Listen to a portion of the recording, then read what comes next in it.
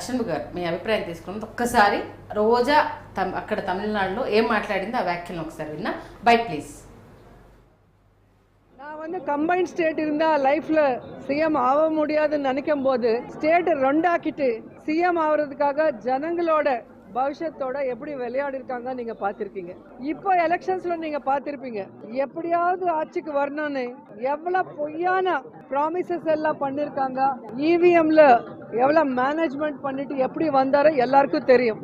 ஆனா ஆட்சிக்கு வந்தா இந்த 100 நாள்ல அவர் ப்ராமிஸ் பண்ண எதுவுமே ஜனங்களுக்கு பண்ண முடியல. ஃப்ளட்ஸ் வந்திருக்கு, ஜனங்களுக்கு தண்ணி கொடுக்க முடியல, சின்ன குழந்தைங்களுக்கு பால் கூட கொடுக்க முடியாத வக்கில்லாத இந்த கவர்மெண்ட் ஜனங்க எங்க போராட்டம் செய்யறது எல்லாருக்கும் தெரியுமோ அது டைவர்ட் பண்ணும். ஸ்டீல் பிளான்ட்டை பிரைவேட் பண்றாங்க. அது வந்து எல்லா லட்சக்கணக்கான அங்க ஒர்க் பண்றவங்க ஃபைட் பண்ணிட்டு இருக்காங்க. அது ஜனங்களுக்கு தெரியக்கூடாது. இந்த மாதிரி நிறைய தப்பு பண்ற சந்திரபாபு நாயுடு அந்த தப்பெல்லாம் ஜனங்களுக்கு தெரியாம டைவர்ட் பண்றதுக்கு டைவர்ட் பாலிட்டிக்ஷன் தான் இந்த லட்டு விஷயம் கொண்டு வந்திருக்காரு. ஏன்னா உண்மையிலே கடவுள் மேல பக்தி பயம் இருந்தா இந்த மாதிரி ஒரு தப்பு நடந்ததுன்னா சிஎம்மா இருக்கிறவங்க டிப்யூட்டி சிஎம்மா இருக்கிறவங்க என்ன செய்யணும், அது மேல ఎంక్వైరీ பண்ணணும். ఎంక్వైరీ பண்ணிட்டு తప్పు నిజంగా వాళ్ళ హయాంలో మన కిరణ్ గారు అన్నట్టుగా అన్ని వందల టెంపుల్స్ని కూల్చి వాళ్ళు ఇప్పుడు ప్రభుత్వానికి భయం లేదు, దేవుణ్ణి వాడుకుంటున్నారు, డైవర్షన్ పాలిటిక్స్ అంటూ కూడా ఆవిడ చేసిన వ్యాఖ్యలు. ఎందుకంటే తమిళనాడునే కేంద్రంగా చేసుకొని, అంటే ఇక్కడ ఎలాగో చెల్లదు అనేది అర్థమైపోయింది కాబట్టి దుకాణం అక్కడికి మార్చేసింది. ఎందుకు ఆమె తమిళనాడునే కేంద్రంగా చేసుకుని వ్యాఖ్యలు చేసింది అనుకోవాలి? జగన్మోహన్ రెడ్డి గారికి కేసుల వాయిదా ఎప్పుడు తీర్పు ఉంది. దాదాపు 8 కేసులకు సంబంధించి సెప్టెంబర్ 28వ తారీఖు కోర్టులో విచారణ హాజరు కావాల్సి ఉంది. సో మీరు బాగా గమనించినట్లయితే జగన్మోహన్ రెడ్డి గారు ఎప్పుడు తిరుమల పర్యటన పెట్టుకున్నారు? September 28 morning. అంటే అప్పుడు అక్కడ క్లియర్గా వాళ్ళ ఉద్దేశం అనేది అర్థమవుతూ ఉంది. జగన్మోహన్ రెడ్డి గారు కోర్టుకు వెళ్ళనీకోకుండా నాయకులని శ్రేణులని అందరినీ రోడ్ల మీదకి రప్పించి తాను మాత్రం సేఫ్గా పర్యటన రద్దు చేసుకొని తాడేపల్లికి అంటే బెంగళూరు యలంక ప్యాలెస్కి వెళ్ళడం జరిగింది. ఇక్కడ రోజా గారు ప్రెస్ మీట్ చూసిన తర్వాత చుట్టుపక్కల మీడియా కానీ ఆ జనం కానీ, తమిళనాడులో ఒక ఫేమస్ యూట్యూబ్ ఛానల్ ఉంది ఫుడ్కి సంబంధించి. ఆ ఫుడ్ ఛానల్లో స్టార్టింగ్లోనే చెప్తారనమాట, ఎల్లార్కు వాంగ ఆల్వేస్ వెల్కమ్ యూ అని. పెద్ద ఆయనది ఛానల్. సో రాహుల్ గాంధీ గారు కూడా దాన్ని విజిట్ చేయడం జరిగింది అప్పుడు తమిళనాడు ఎలక్షన్ క్యాంపెయిన్లో భాగంగా. మీరు బాగా గమనించినట్లయితే అలానే ఉంది. ఆమె చంద్రబాబు నాయుడు గారిని ఉద్దేశించి కనీసం చెప్పాలి అన్న చంద్రబాబు నాయుడు గారి గురించి మాట్లాడకపోతే ఆశ్చర్యం, కానీ మాట్లాడిన తర్వాత దాంట్లో ఆశ్చర్యపోవాల్సిన పనేం లేదు. ఇక్కడ భాస్కర్ శతకంలో మారద వెంకయ్య గారు క్లియర్గా చెప్పారు ఎలాంటి స్త్రీలను నమ్మాలి అని చెప్పేసి. ఇది నా తరపున జగన్మోహన్ రెడ్డి గారికి ప్రత్యేకమైన విన్నపం.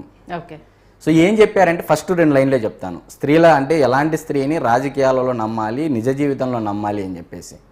అంగన నమ్మరాదు తన అంకెకు రాణి మహాబలాడ్డు వే బంగుల మాయలొడ్డి చెరపందుల పెట్టు అని.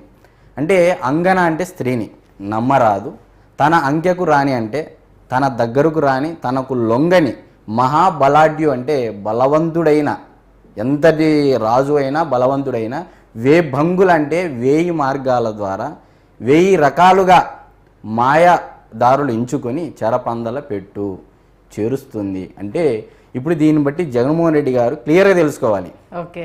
రోజా గారు ఏ విధంగా అంటే జగన్మోహన్ రెడ్డి గారికి లొంగిందో లేదో, లేకపోతే రోజా గారికి జగన్మోహన్ రెడ్డి గారు లొంగారో లేదో అనేది వాళ్ళిద్దరి అంశం, అది వ్యక్తిగత అంశం. మరి ఇప్పుడు రోజా గారి వల్ల జగన్మోహన్ రెడ్డి గారికి ఏ మేర నష్టం కలుగుతుంది అనేది ఆయన గుర్తించకపోతే 1000 రకాలుగా జగన్మోహన్ రెడ్డి గారి పార్టీకి పతనానికి కారణం మొట్టమొదటి ప్లేస్లో రోజా గారు ఉంటారనడంలో ఎటువంటి అతిశయోక్తి లేదు.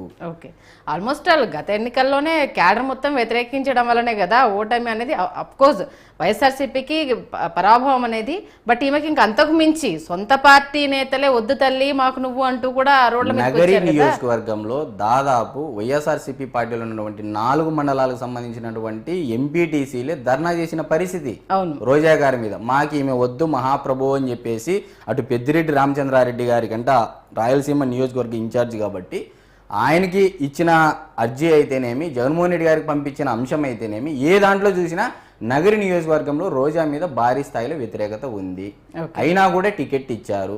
మరి ఈరోజు ఆమె జగన్మోహన్ రెడ్డి గారికి కృతజ్ఞతలుగా ఉండాలి, కానీ ఈ విధంగా ఆయన పరువు తీసే విధంగా ఆయన ఏదో తిరుమల పర్యటన పెట్టుకున్నాడు, రద్దు చేసుకున్నాడు. ఇప్పుడు కార్యకర్తలు, నాయకులు, శ్రేణులు రోడ్ల మీదకి వచ్చారు. దానివల్ల ఎవరికి ఉపయోగము? ఒకవైపు కోర్టు ఎగ్గొట్టడానికి ఆయన వ్యూహ రచన చేసుకున్నాడు. ఎక్కడ? బెంగళూరు యలంక ప్యాలెస్లో. సెప్టెంబర్ 20న సడన్గా ఏంది, రానివ్వట్లేదు, పోలీసులు మాకు నోటీసులు ఇచ్చారు, సెక్షన్ 30 యాక్ట్ అమలులో ఉంది, బ్రిటిష్ వాళ్ళు కూడా ఉపయోగించని సెక్షన్ 30 యాక్ట్ మాకు ఉపయోగిస్తున్నారని. ఇప్పుడు నువ్వు డిక్లరేషన్ మీద సైన్ పెట్టి వెళ్ళడానికి ఎవరు ఆపుతున్నారు? షారుఖ్ ఖాన్ ఇవ్వలేదా? అబ్దుల్ కలాం గారు ఇవ్వలేదా? సోనియా గాంధీ గారు ఇవ్వలేదా? లేకపోతే ఈ రోజు వచ్చినటువంటి CJ supreme clear class Shanmukh గారు, ఇప్పుడు దర్శనానికి వెళ్ళేటప్పుడు ఎవరు డిక్లరేషన్ ఇవ్వాల్సిన అవసరం లేదు. తిరుమల అంటే టీటీడీ దేవస్థానంలో స్వామివారి ప్రత్యేక సేవలో పాల్గొనాలి అంటే గోత్రనామం లేని వాళ్ళు ఎవరైనా సరే డిక్లరేషన్ ఇచ్చిన తర్వాత అక్కడికి వెళ్ళాలి. మీరు సామాన్య భక్తుల్లాగా సర్వదర్శనానికి వెళ్తాను అని అంటే ఎవరు డిక్లరేషన్ మిమ్మల్ని అడగరు. క్లియర్గా అది క్లియర్ కట్ గా క్లాస్ ఉంది దాంట్లో. What you said. నేను ఏం చెప్తున్నానంటే టీటీడీ సాధారణ నిబంధనలు 136వ రూల్ ఏం చెప్తా ఉంది, హిందూయేతరులు అంటే హిందూ మతానికి సంబంధించిన వాళ్ళు కాకోకుండా మిగతా ఏ మతస్థులైనా సరే డిక్లరేషన్ అంటే నేను వెంకటేశ్వర స్వామి మీద నాకు భక్తి ఉంది, విశ్వాసం ఉంది, నమ్మకం ఉంది అనేది చెప్పడానికి ఒక స్టేట్మెంట్, అది పేపర్ రూపంలో ఒక స్టేట్మెంట్.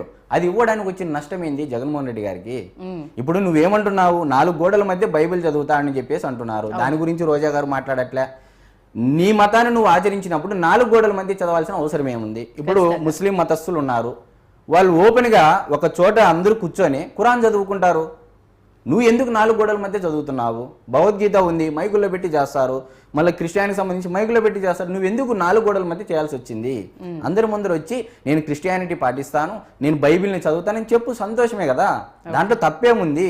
కేవలం నువ్వు దీన్ని రాజకీయంగా పొలిటికల్ ఈవెంట్గా మార్చడానికి తప్పితే ఎక్కడ ఏదో కోర్టులను నేను విచారణకు హాజరు కావాలి కోర్టు, కానీ దాన్ని డైవర్ట్ చేయడానికి డైవర్షన్ పాలిటిక్స్లో భాగంగా వీళ్ళు ఆడుతున్నటువంటి ఒక నాటకం అని చెప్పేసి నేనైతే ఖచ్చితంగా